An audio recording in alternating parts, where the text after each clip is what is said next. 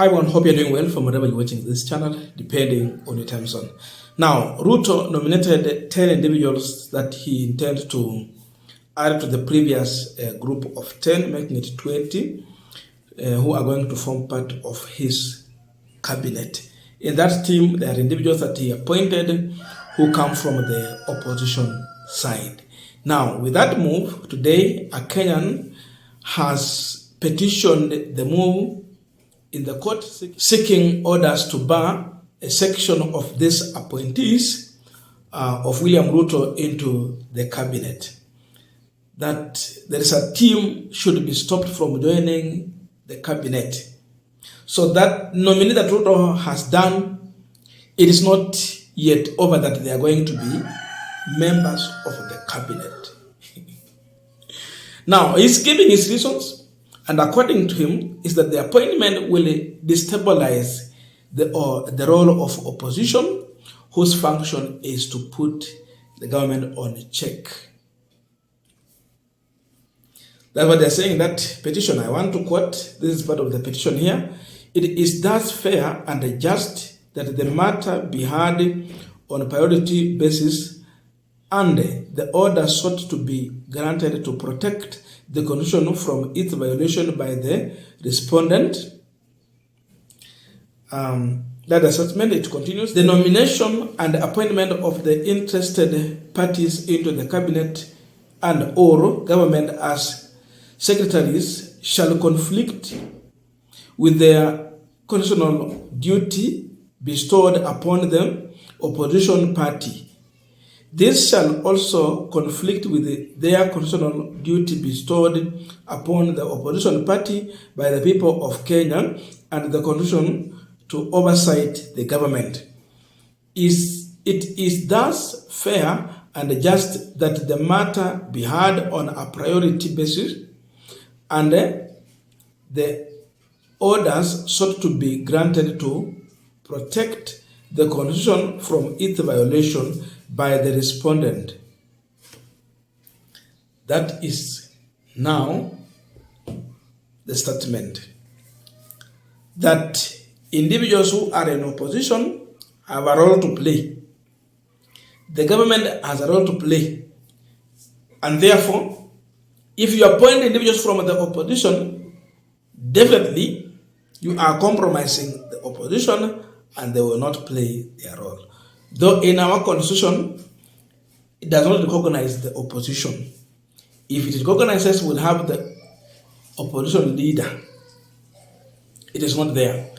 Instead, it recognizes the majority side in the parliament and the minority side. That's why we have the majority leader and we also have the minority leader.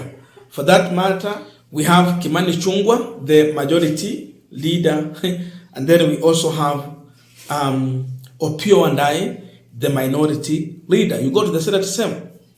We have Aaron Cheriot, the majority leader, and we also have the minority leader in the same Senate.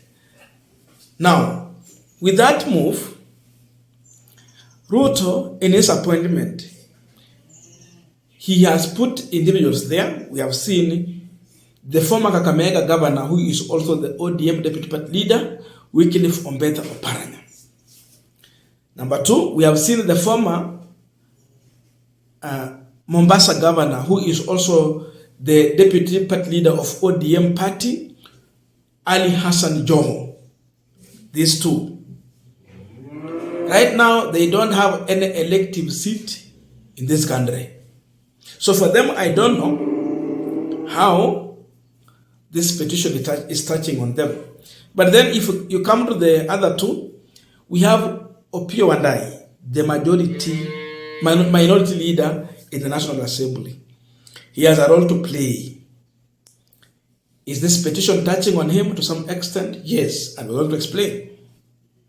Another person, Joho Mbadi, ODM chair, and a nominated member of parliament in my opposition, a minority side.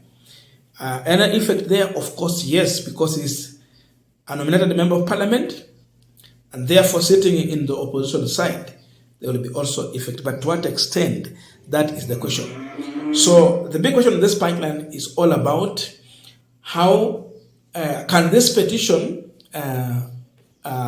go through, and can it stop the appointment that Ruto is doing today? That is the question. Before we go deeper into that, just a quick request for those who are watching and you have not yet subscribed, please consider subscribing. To our channel subscribers, I must say thank you so much. And again, to all our viewers, please give this video a thumbs up. Thank you so much, and back to this discussion.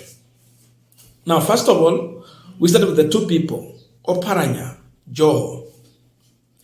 Is there anywhere this petition is touching on them? The answer is no, because our constitution does not recognize the leader of opposition. If it recognizes the leader of opposition, then they will recognize also the deputy party leaders of the opposition, and they will have an office where they serve in that capacity.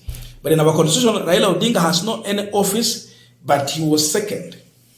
And therefore, as a presidential candidate, he is leading from that side, but he has no any office. Instead, he's running the affairs in the office, maybe ODM office, and then he has his own private office at Upper Hill.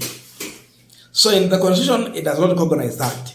With that, also Akina Joho, now Oparanya, they are not recognized anywhere. They are only recognized by the ODM party. Lakini sio sheria ya Kenya.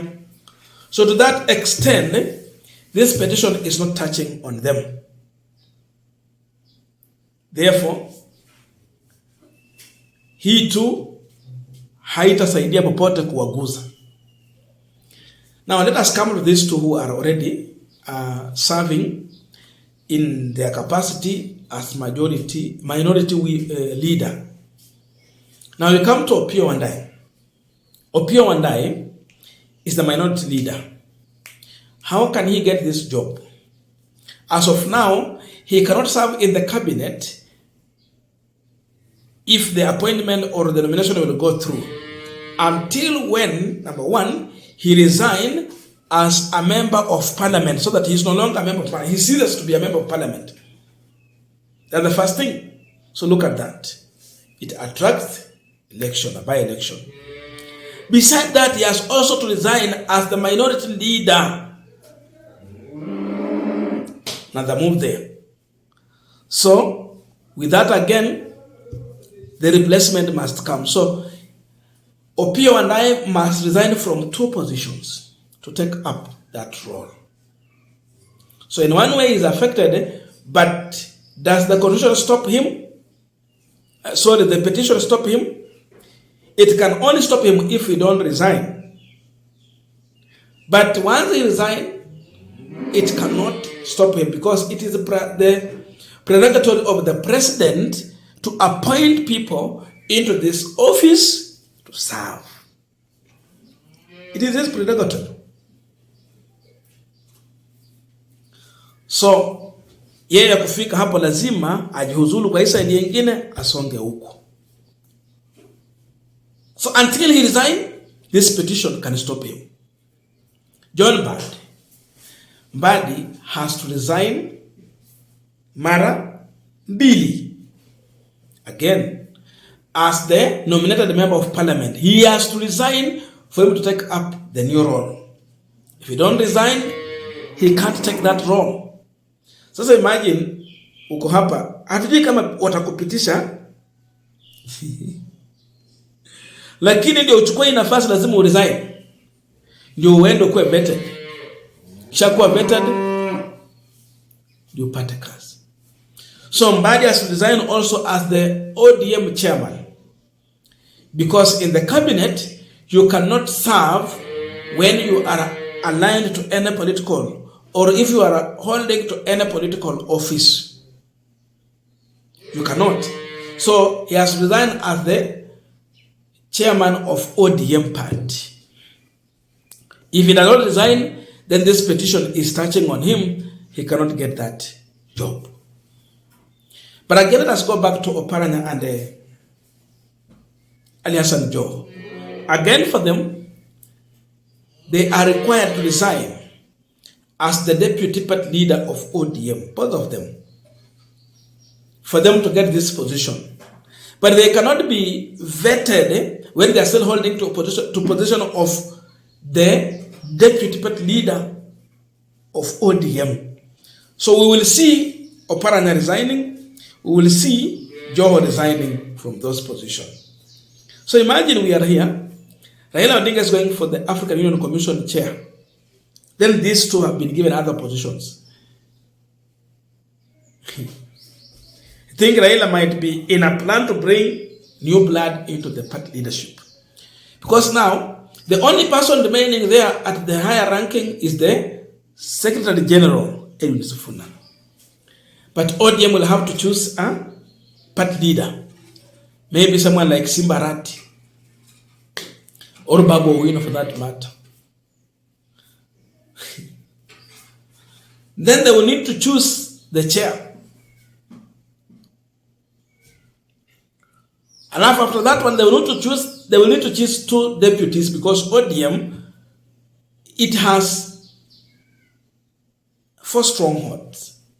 But with these two, lazima ukuwe careful. Stronghold ya kwanza ni Nairobi, ya pili ni Nyanza, ya tatu ni Western, ya nne ni Coast region. So you need a deputy from Coast or something in terms of top leadership, then Western, then Nyanza itself, and Nairobi if need be. So ODM will have new leadership, but that's not our discussion. The discussion is all about the petition. So definitely, all these individuals can be stopped by this petition if they don't resign from their position. But they know very well they are going to resign. That is the way to go. They are prepared to resign. So after they resign, it is when they will be mwananchi wa kawaida huko, alafu watafuta hizo nafasi zingine. So definitely with this petition, it might not see the light of the day because these individuals are going to resign. Therefore, they will just go and work. But the petition, it can delay the appointments because you have a case in the court going on and all that. They can maybe try to give time to this, which might delay these people going to the grilling and vetting. That is what might happen. I don't know your views, but please let us meet in the comment section to continue with this discussion. Thank you so much, and see you in our next video.